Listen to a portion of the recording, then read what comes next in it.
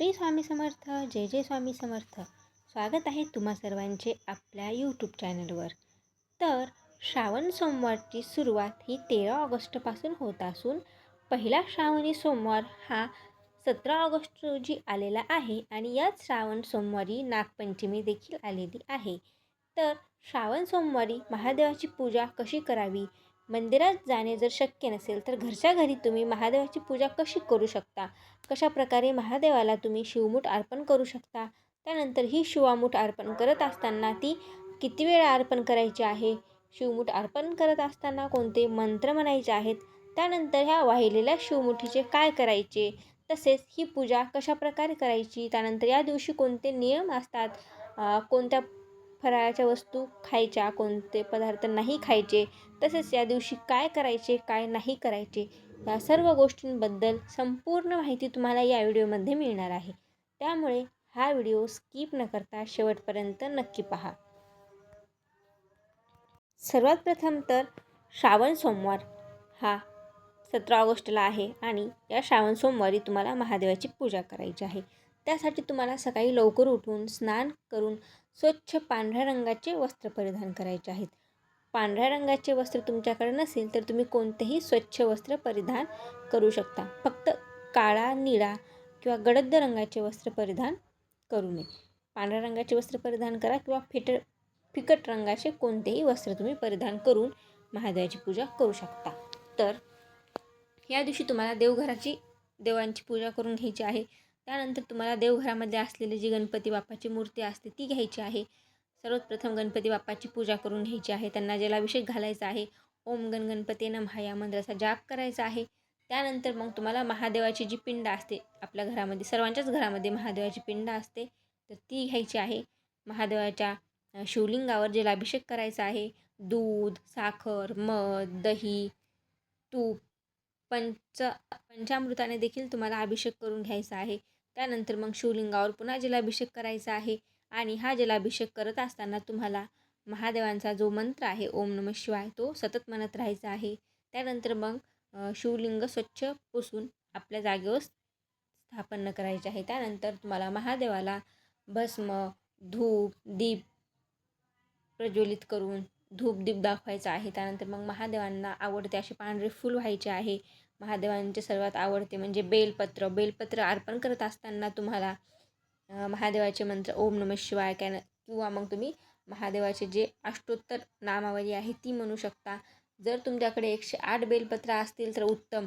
जर 108 बेलपत्र नसतील तर मग तुम्ही जितके बेलपत्र असतील तितके तुम्ही उजव्या हातामध्ये घेऊन शिव अष्टोत्तर नामावली म्हणायची आहे. नंतर ते बेलपत्र महादेवाला अर्पण करायचे आहे. जर तुम्हाला शिव अष्टोत्तर नामावली म्हणणे शक्य नसेल तर तुम्ही ओम नमः शिवाय मंत्राचा देखील जाप करून ते बेलपत्र एक एक करून महादेवाला अर्पण करू शकता.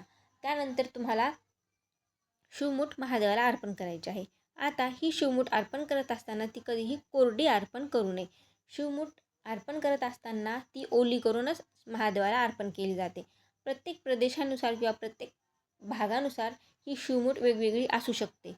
तर यावर्षी पहिल्या सोमवारची शिवमूठ ही तांदूळ आहे.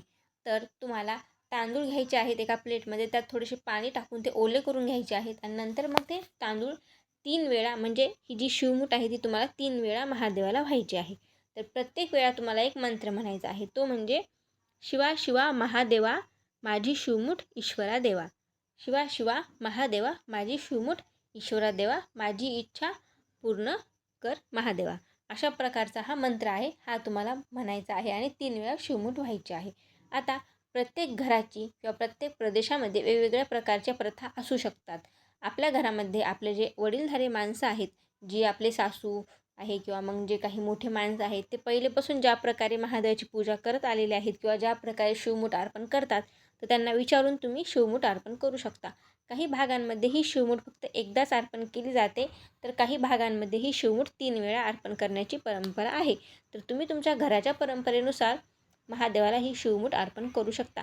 3 वेळा करा किंवा मग 1 वेळा जरी केली तरी देखील चालते. आपल्या घराच्या परंपरेनुसार शिवमुठी अर्पण करावी. तसेच महादेव तर भोळे शंकर आहेत.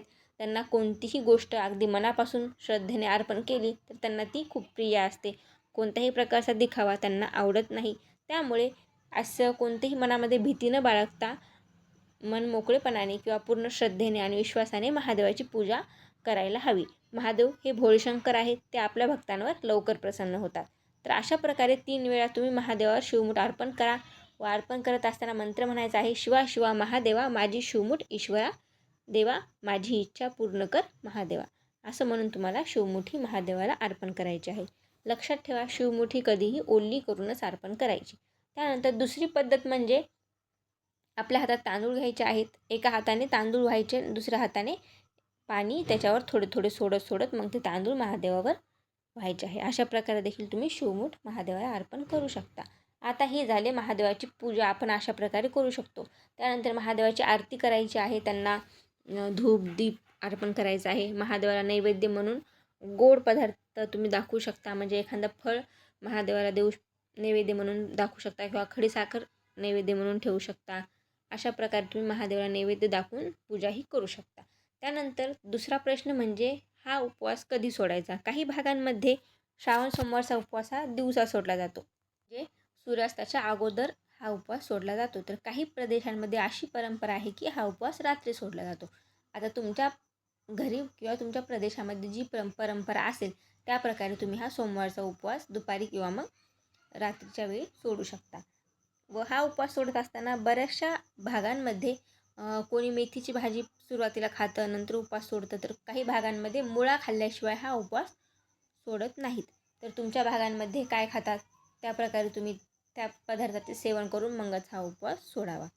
आता दुसरी गोष्ट म्हणजे आपण पूजा केली, सर्व प्रकारे देवाला नैवेद्य दाखवला, उपवास देखील सोडला. परंतु आता आपण जी काही पूजा केली आहे त्यानंतर शिवमूठ महादेवाला अर्पण केले आहे, तर त्या शिवमुठीचे काय करायचे. तर तुम्हाला दुसऱ्या दिवशी म्हणजेच मंगळवारी त्या पूजेची उत्तर पूजा करायची आहे. महादेवाला पुन्हा धूप दीप दाखवून नैवेद्य दाखवून मग महादेवाची जी पूजा आहे ती तुम्हाला हलवायची आहे.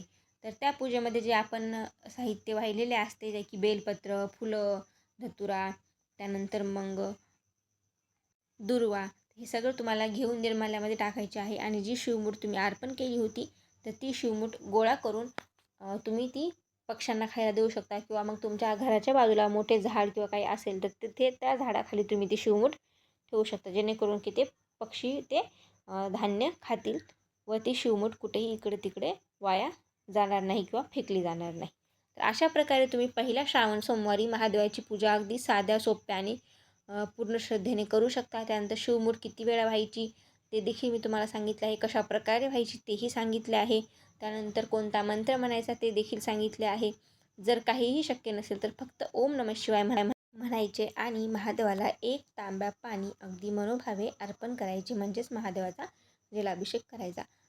श्रावण सोमवारमध्ये आवर्जून तुम्ही महादेवाच्या मंदिरात जाऊन शिवलिंगावर जलाभिषेक करा. महादेवाला एक बेलपत्र अर्पण करा, पांढरी त्यांची आवडती अशी पांढरी फुले, धतुरा त्यांना अर्पण करा, धूप दीप दाखवा. त्यानंतर मनोभावे महादेवाला प्रार्थना करा. महादेव नक्कीच तुमच्या इच्छा पूर्ण करतील. तुमच्या आयुष्यामध्ये असलेले जे काही अडचणी आहेत, ज्या काही समस्या आहेत ते महादेव नक्कीच सोडवतील. सदैव तुमच्या पाठीशी महादेव खंबीरपणे उभे राहतील. फक्त भक्ती, विश्वास आणि श्रद्धा महत्त्वाची आहे. कशा प्रकारे पूजा केली जाते किंवा काय करावे काय नाही करावे हे प्रत्येक प्रदेशामध्ये किंवा प्रत्येक घरानुसार ती गोष्ट बदलत जाते. त्यामुळे तुम्ही फक्त मनामध्ये विश्वास श्रद्धा ठेवा आणि अगदी मनोभावे भक्तिभावे महादेवाची पूजा करा. महादेव नक्कीच तुमच्यावर प्रसन्न होतील व तुम्हाला तुमच्या पूजेचे फळ देखील मिळेल. आशा करते तुम्हाला या व्हिडिओमध्ये सांगितलेली संपूर्ण माहिती आवडली असेल. तर व्हिडिओला लाईक करा, चॅनलला सबस्क्राईब करा व जास्तीत जास्त लोकांसोबत हा व्हिडिओ शेअर देखील करा.